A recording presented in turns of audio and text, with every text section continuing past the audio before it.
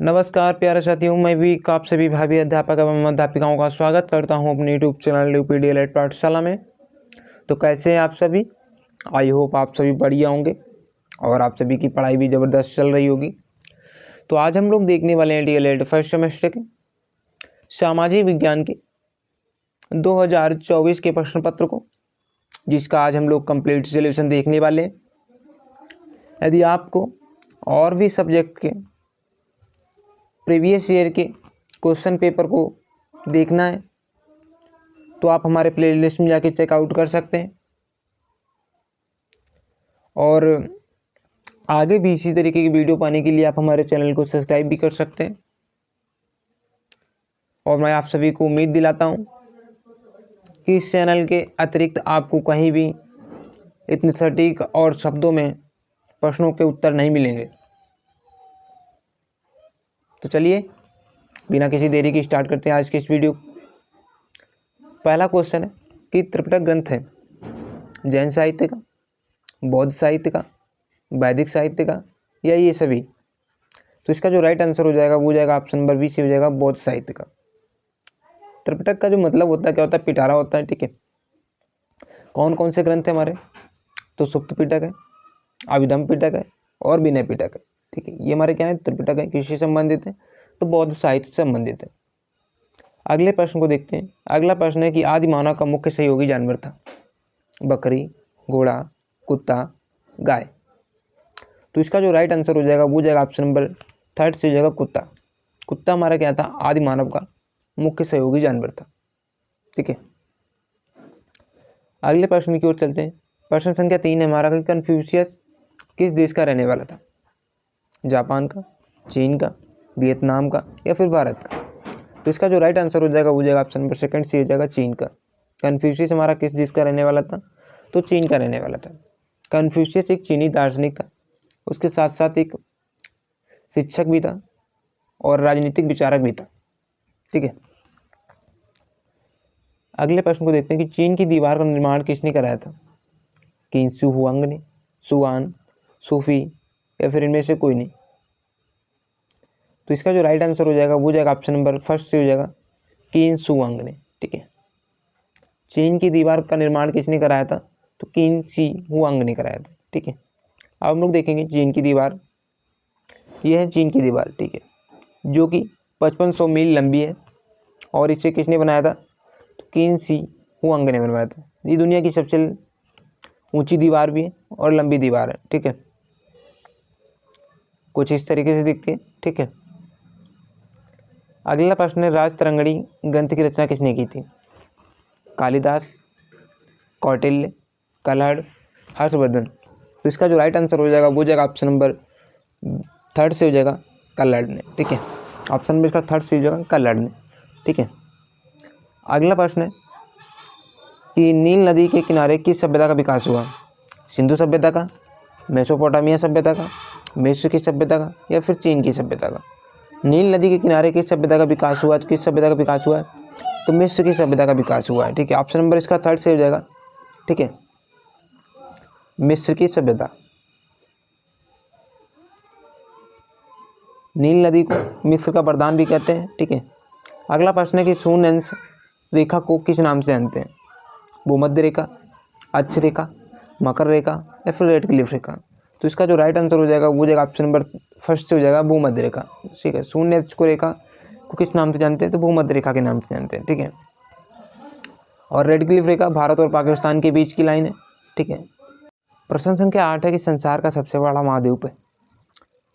Asia महाद्वीप, Africa महाद्वीप, Europe महाद्वीप, ऑस्ट्रेलिया महाद्वीप। तो इसका जो राइट आंसर हो जाएगा वो जाएगा ऑप्शन नंबर ई से हो जाएगा एशिया महाद्वीप। ठीक है, और संसार का सबसे छोटा महाद्वीप कौन सा है? तो वो ऑस्ट्रेलिया महाद्वीप है। ठीक है, सबसे बड़ी की बात की जाए तो एशिया, सबसे छोटे की बात की जाए तो ऑस्ट्रेलिया। अब हम कुछ महाद्वीप देख लेते हैं, कितने हमारे महाद्वीप हैं? तो 7 महाद्वीप हैं, इनको देख लेते हैं बारी बारी से। ठीक है, सबसे पहले उत्तरी अमेरिका, दक्षिणी अमेरिका, यूरोप महाद्वीप, अफ्रीका महाद्वीप। ठीक है, एशिया महाद्वीप जो कि सबसे बड़ा है, ऑस्ट्रेलिया महाद्वीप जो कि सबसे छोटा है, फिर आता है अंटार्कटिका। ठीक है, ये भी कितने हो गए? 7 हो गए। ठीक है, 7 हमारे महाद्वीप हो गए। अगले प्रश्न में चलते हैं हम लोग कि प्रथम भारतीय अंतरिक्ष यात्री कौन था? आर्यभट्ट, सुनीता विलियम्स, राकेश शर्मा, इनमें से कोई नहीं। तो इसका जो राइट आंसर हो जाएगा वो जाएगा ऑप्शन नंबर 3 से हो जाएगा राकेश शर्मा। ठीक है, प्रथम भारतीय अंतरिक्ष कौन थे? तो राकेश शर्मा थे, जो एक इंडियन थे। ठीक है, और ये रूस की सहायता से अंतरिक्ष में गए थे। इनका जो यान था वो यान का क्या नाम था? सोयुज T11 था। ठीक है, ये हमारे राकेश शर्मा है। ठीक है, आप सभी पहचान लीजिएगा। प्रश्न संख्या 10 है कि पंचायती राज व्यवस्था की निम्नतम स्तर संस्था है? गांव, ग्राम पंचायत, नगर पालिका, जिला पंचायत। तो इसका जो राइट आंसर हो जाएगा वो जाएगा ऑप्शन नंबर 2 से हो जाएगा ग्राम पंचायत। ठीक है, पंचायत राज व्यवस्था की निम्नतम स्तर संस्था कौन सी है? तो ग्राम पंचायत। ठीक है, अगला प्रश्न है, जिले का कामकाज देखने का मुख्य अधिकारी कौन होता है? जिला विकास अधिकारी, जिला बेसिक शिक्षा अधिकारी, जिला अधिकारी, ग्राम प्रधान। तो इसका जो राइट आंसर हो जाएगा वो जाएगा ऑप्शन नंबर 3 से हो जाएगा जिला अधिकारी। ठीक है, जिसे हम DM बोलते हैं, डिस्ट्रिक्ट मजिस्ट्रेट बोलते हैं। ठीक है, IAS लेवल का अधिकारी होता है। अगला प्रश्न है कि अर्थशास्त्र में नोबेल पुरस्कार प्राप्त करने वाले भारतीय कौन है? Rabindranath Tagore, professor Amartya Sen, sir CV Raman, इनमें से कोई नहीं। तो इसका जो राइट आंसर हो जाएगा वो जाएगा ऑप्शन नंबर 2 से हो जाएगा प्रोफेसर अमर्त्य सेन। किस क्षेत्र में इन्होंने नोबेल पुरस्कार प्राप्त किया था? तो अर्थशास्त्र के क्षेत्र में प्राप्त किया था। ठीक है, और रविन्द्रनाथ टैगोर भी, इनको भी नोबेल पुरस्कार प्राप्त है, लेकिन किसके लिए प्राप्त है? गीतांजलि के रूप में। ठीक है, गीतांजलि। और सर CV रमन, इनको भी नोबेल पुरस्कार प्राप्त है, लेकिन प्रकाश की प्रकीर्ण के क्षेत्र में प्राप्त है। ठीक है, लेकिन हमसे क्या पूछा गया? अर्थशास्त्र के क्षेत्र में, तो वो हो जाएंगे प्रोफेसर अमर्त्य सेन। ठीक है, प्रश्न संख्या 13 है कि नासा की स्थापना कब हुई थी? 29 जुलाई 1958, 20 जुलाई 1960, 21 जुलाई 1959, इनमें से कोई नहीं। तो इसका जो राइट आंसर हो जाएगा वो जाएगा ऑप्शन नंबर 1 से हो जाएगा 29 जुलाई 1958 ईस्वी को नासा की स्थापना हुई थी। और इसका जो फुल फॉर्म है वो क्या है? National aeronautics and space administration. ठीक है, ये इसका फुल फॉर्म है। प्रश्न संख्या 14 है कि अर्थशास्त्र धन का विज्ञान है, यह कथन किसका है? Rabindranath Tagore, GK Mehta, Keynes, Adam Smith. तो इसका जो राइट आंसर हो जाएगा वो जाएगा ऑप्शन नंबर D से हो जाएगा एडम स्मिथ। ठीक है, एडम स्मिथ ने क्या कहा था? अर्थशास्त्र धन का विज्ञान है। ठीक है, एडम स्मिथ की एक पुस्तक है वेल्थ ऑफ नेशंस, जिसकी इन्होंने रचना सन 1776 ईस्वी में की थी। ठीक है, प्रश्न संख्या 15 हमारा कि भारत का राष्ट्रीय ध्येय वाक्य सत्यमेव जयते कहाँ से लिया गया है? ऋग्वेद से, कठोपनिषद से, यजुर्वेद से, मूढ़कोपनिषद से। तो इसका जो राइट आंसर हो जाएगा ऑप्शन नंबर 4 से हो जाएगा मूढ़कोपनिषद से। ठीक है, तो आप सभी कमेंट बॉक्स में बताइएगा कि आप लोगों ने कितने ऑब्जेक्टिव क्वेश्चन सही किए। ठीक है, आउट ऑफ 15। ठीक है, अब हम लोग चलते हैं अतुलगत्य प्रश्नों की तरफ। प्रश्न संख्या 16 है कि सबसे प्राचीन वेद का नाम लिखिए। तो आप क्या लिखेंगे? सबसे प्राचीन वेद का नाम ऋग्वेद है। ठीक है, प्रश्न संख्या 17 है कि अर्थशास्त्र के लेखक कौन है? तो अर्थशास्त्र के लेखक चाणक्य, जिन्हें हम कौटिल्य के नाम से भी जानते हैं। ठीक है, अगला प्रश्न है कि पाषाण काल को कितने भागों में बांटा गया? तो पाषाण काल को 3 भागों में बांटा गया, पूरा पाषाण काल, मध्य पाषाण काल, नवपाषाण काल। प्रश्न संख्या 19 है कि मेसोपोटामिया सभ्यता किस नदी में विकसित हुई? तो मेसोपोटामिया सभ्यता दजला फारात नदी घाटी में विकसित हुई है। ठीक है, प्रश्न संख्या 20 है कि ऋग्वेद में कितने मंत्र हैं? तो ऋग्वेद में कितने मंत्र हैं? तो 1028 मंत्र हैं। ठीक है, जैन धर्म के संस्थापक कौन थे? तो जैन धर्म के प्रथम संस्थापक कौन थे? तो ऋषभदेव थे। ठीक है, लेकिन वास्तविक संस्थापक पूछा जाए तो महावीर स्वामी थे। ठीक है, और 24 में पूछा जाए तो महावीर स्वामी थे। ठीक है, पुराणों की संख्या कितनी है? तो पुराणों की संख्या कितनी है? 18 पुराण है। ठीक है, सबसे प्राचीन पुराण मत्स्य पुराण है। ठीक है, मानचित्र के कितने घटक होते हैं? तो मानचित्र के कितने घटक होते हैं? 3 घटक होते हैं, दिशा, दूरी एवं प्रतीक। ठीक है, प्रश्न संख्या 24 है कि इसरो का मुख्यालय कहाँ स्थित है? तो इसरो का मुख्यालय कहाँ स्थित है? बेंगलुरु में स्थित है। ठीक है, इंडियन स्पेस रिसर्च ऑर्गेनाइजेशन इसका फुल फॉर्म। ठीक है, प्रश्न संख्या 25 है कि नगर निगम के मेयर अध्यक्ष का पदनाम क्या होता है? तो नगर निगम के जो अध्यक्ष होता है उसका पद नाम क्या होता है, तो मेयर होता है, ठीक, उसे मेयर के नाम से जानते हैं। प्रश्न संख्या 26 है कि सूर्य के चारों ओर परिक्रमा करने वाले खगोलीय पिंड क्या कहलाते हैं, तो सूर्य के चारों ओर परिक्रमा करने वाले खगोलीय पिंड ग्रह कहलाते हैं, ठीक है, कहलाते हैं, ठीक है। प्रश्न संख्या 27 है, यहाँ पे गंगा नदी ना होकर विषुवत रेखा को कौन सी नदी 2 बार काटती है, तो यहाँ पे गंडक नहीं होगा, कांगो नदी होगा, ठीक है। कांगो नदी हमारी क्या है, विषुवत रेखा को 2 बार काटती है। भारत का क्षेत्रफल विश्व के क्षेत्रफल का लगभग कितना प्रतिशत है, तो भारत का जो क्षेत्रफल है विश्व के क्षेत्रफल का लगभग 2.4% है, ठीक है। परिक्रमण गति किसे कहते हैं,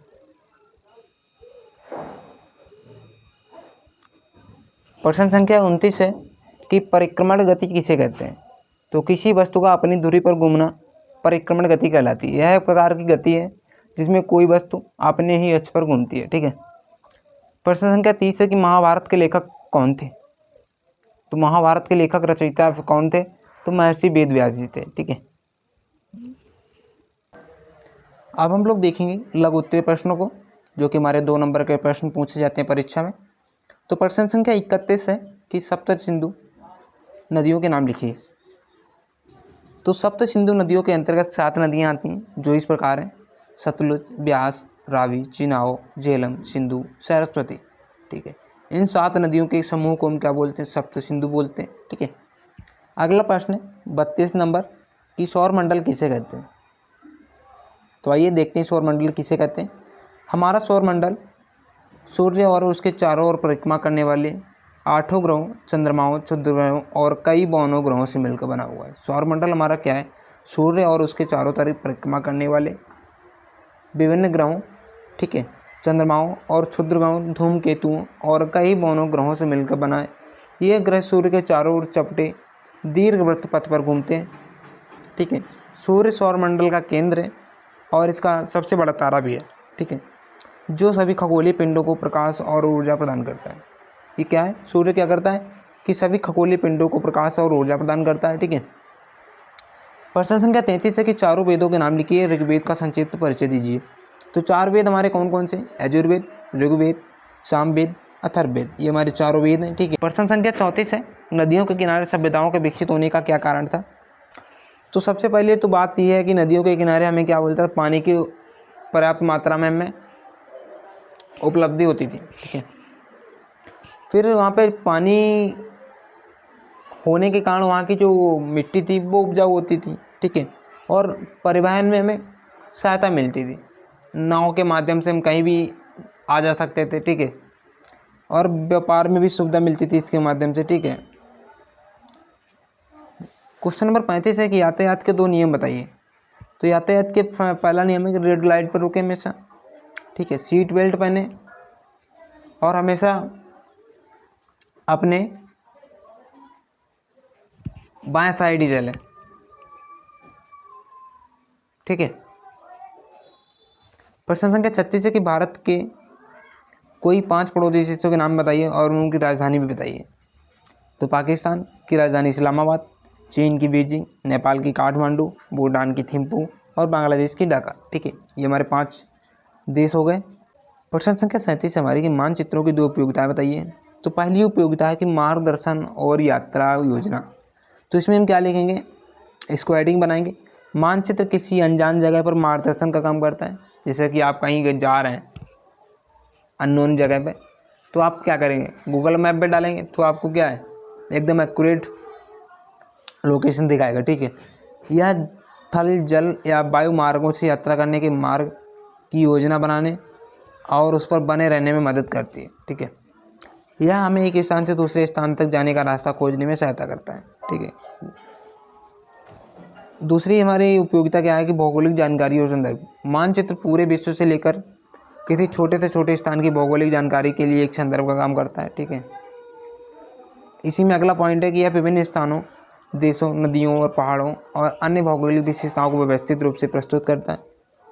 अगला पॉइंट है कि मानचित्र का उपयोग दूरियों को मापने, दिशाओं का ज्ञान प्राप्त करने और किसी क्षेत्र के क्षेत्रफल को समझने के लिए भी किया जाता है। प्रश्न संख्या 38 है कि सिंधु घाटी सभ्यता की विशेषताओं का वर्णन कीजिए। तो सिंधु घाटी सभ्यता में क्या विशेषताएं हुआ करती थी, पक्के सड़कें हुआ करती थी, ईंटों के मकान हुआ करते थे, नालियों की उचित व्यवस्था होती थी और व्यापारिक संस्कृति। ठीक है, प्रश्न संख्या 29 है कि अक्षांश एवं देशांतर रेखाओं में अंतर स्पष्ट कीजिए। तो अक्षांशीय रेखाएं क्या होती हैं? भूमध्य रेखा के समानांतर होती हैं। अक्षांशीय रेखाएं क्या होती हैं? भूमध्य रेखा के समानांतर होती हैं। और देशांतर क्या होती है? ध्रुवों को जोड़ने वाली रेखाएं होती हैं, या फिर हम कहें भूमध्य रेखा के ऊर्ध्वाधर होती हैं। ठीक है, प्रश्न संख्या 40 है कि पृथ्वी पर कुल कितने महासागर हैं? इनमें सबसे बड़े महासागर का नाम बताइए। तो पृथ्वी पर कुल 5 महासागर हैं। प्रशांत महासागर, अटलांटिक महासागर, हिंद महासागर, दक्षिणी महासागर और आर्कटिक महासागर। ठीक है, ये हमारे क्या है? 5 महासागर हैं। और महाद्वीपों की संख्या कितनी है? तो 7 महाद्वीप हैं। सबसे बड़ा प्रशांत महासागर है। ठीक है, आप सभी को पता ही है। तो दोस्तों, यदि आप सभी को वीडियो पसंद आया हो तो वीडियो को लाइक करें, अब मेरे चैनल को सब्सक्राइब करना ना भूलें। साथ ही साथ इसकी PDF पाने के लिए आप हमारे टेलीग्राम चैनल को भी ज्वाइन कर सकते हैं। Thank you for watching. मिलते हैं नेक्स्ट वीडियो में, तब तक के लिए टेक केयर, बाय बाय।